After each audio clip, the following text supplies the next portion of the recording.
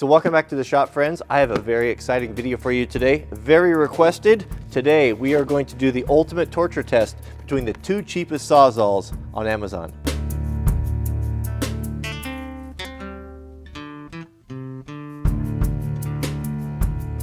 Here we go, man. So starting at the bottom, at the lowest end of the scale, which I was a little surprised by, was the Skill brand. Now, you know, we've had some hit and misses with Skill. Of course, they make some good stuff, but they make some really terrible stuff as well.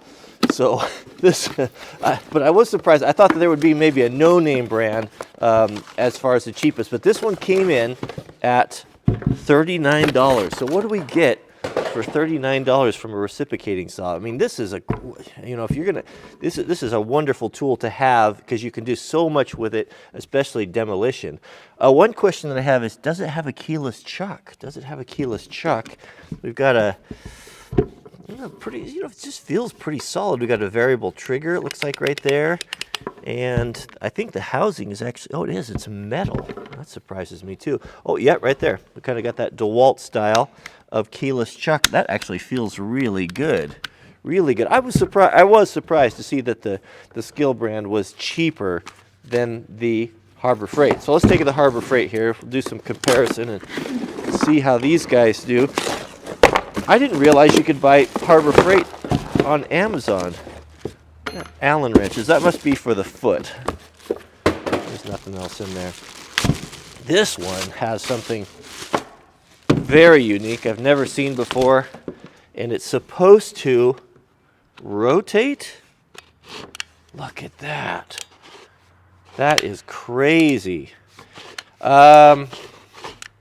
That is really a crazy feature. That's a good feature.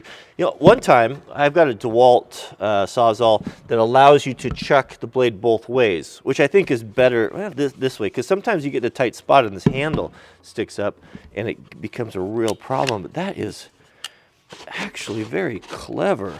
I don't know how durable it's going to be, but it is innovative. Side by side, they look pretty similar. Just the feel of it, though. Oh, the Skill feels actually a whole lot better. It just feels a better trigger. It feels better plastic. This is all metal. Is this metal here up front? I don't know how they could possibly get away with a plastic front. That is plastic, isn't it? Oh, it is plastic. That whole upper housing is plastic.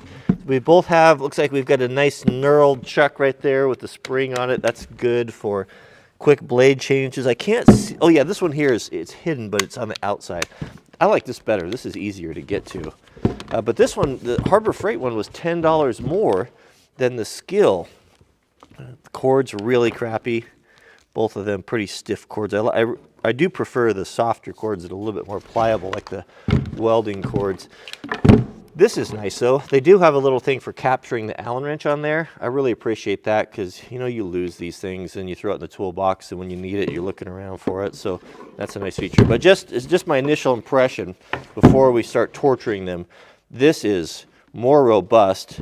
It's $10 cheaper, and it feels a whole lot better. All metal, all plastic. This actually feels pretty good. Variable trigger is probably built in with a lock there. This one has a kind of the rheostat thing going on there. But all right, let's get to the torture test here. So both these have the pretty much standard now. Is it the Bosch style blade? And it looks like this. We've all seen it before, right? And I've been thinking, so I want to connect these two together and have them fight it out. Boy, that's a tight spring on there. Have them fight it out and see which one is going to be tougher. But there's only of course, we only have the connection on one side. And I was thought, how am we going to do this? So here's what we're going to try to do. I'm going to try to custom make a torture device here. I'll take one of these blades and we'll mark this off here, and I'll build two ends on it. We'll grind that all over there, see if we can't connect them together, and see what happens here.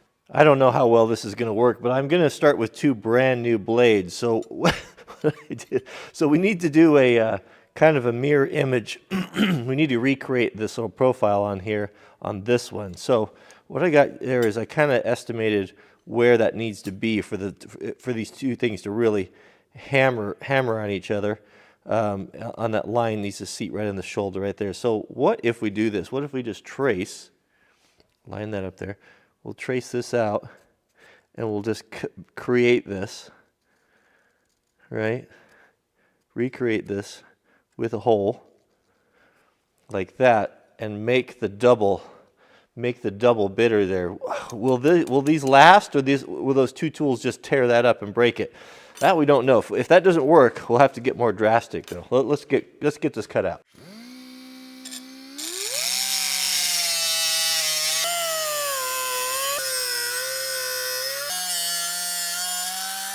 I don't think I own the drill bit that can drill a hole through that steel.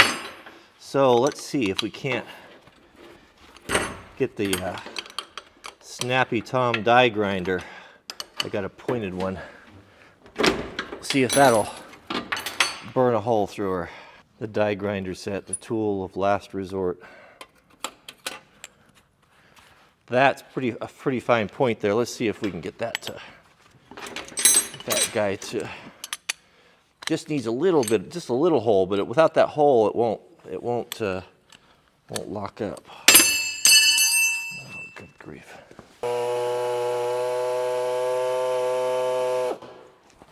Given enough time and space, now it's going through.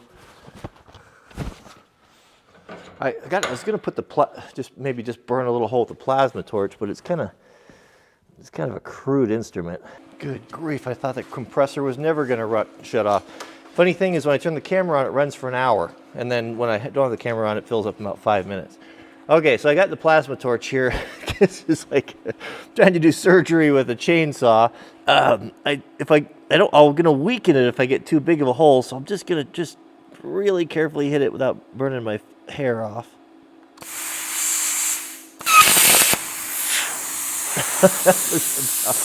That was about it. I probably just crystallized all the metal, and that time makes it weaker. That's a pretty small hole right there. Not small enough though, is it? Now that we've got that open, let's put the die grinder on it, see if we can't expand that. Oh, I went too big. Oh man, it happens fast, doesn't it? Well, let's try it. Let's see if it fits in the chuck. Okay, here we go.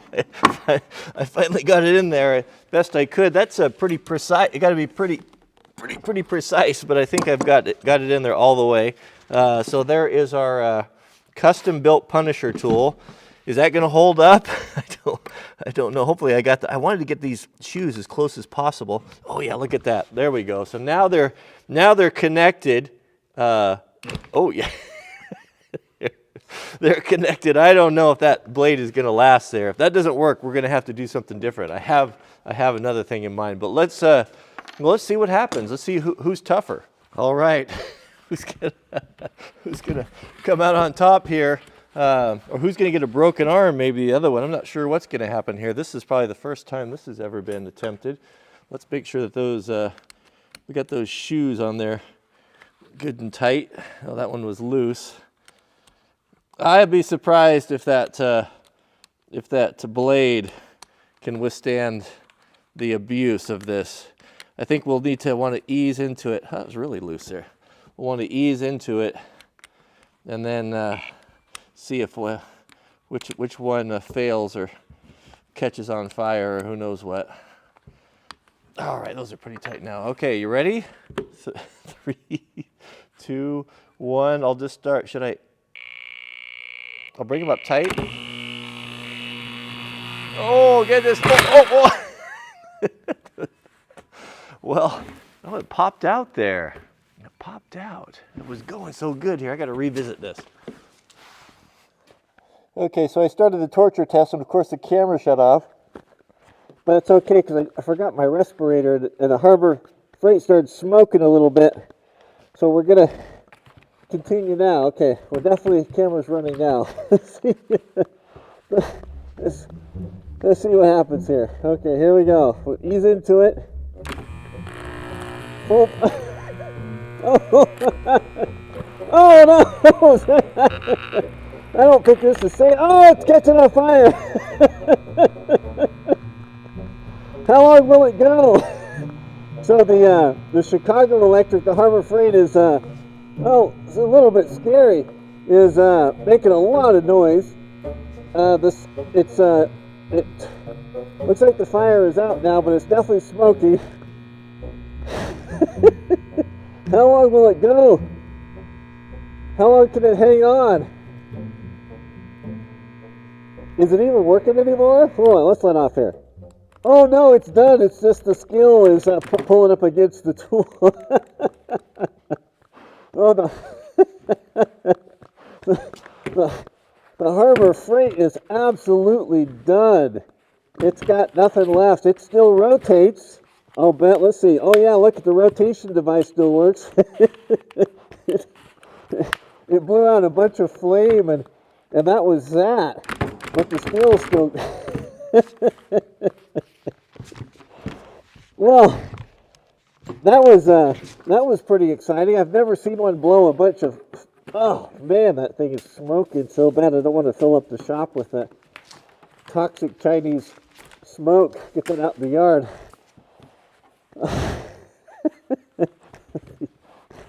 See if it's safe to breathe in here yet. Wow. Now that. Yeah, it's not too, but that is interesting. So here we have a tool that was $10 cheaper. No question. I mean, just the fit and finish and just the way it feels built a lot better. But I'd have to say that you can get a pretty decent Sawzall for $39. Still works. All right. So what did we learn here today? Well, we learned what we already knew, that Harbor Freight power tools are not very good. Not very good at all. This one I think is pretty decent. I'll use it. I'll try it on put a big wood blade on there and do some, cut a few 6x6s with it and see what happens. But that was that was surprising. That was definitely surprising. All right, thanks for watching. Let me know in the comment what tools you would like to see me torture test, and I might just do that for you. So thanks for watching. We'll see you guys on the next video.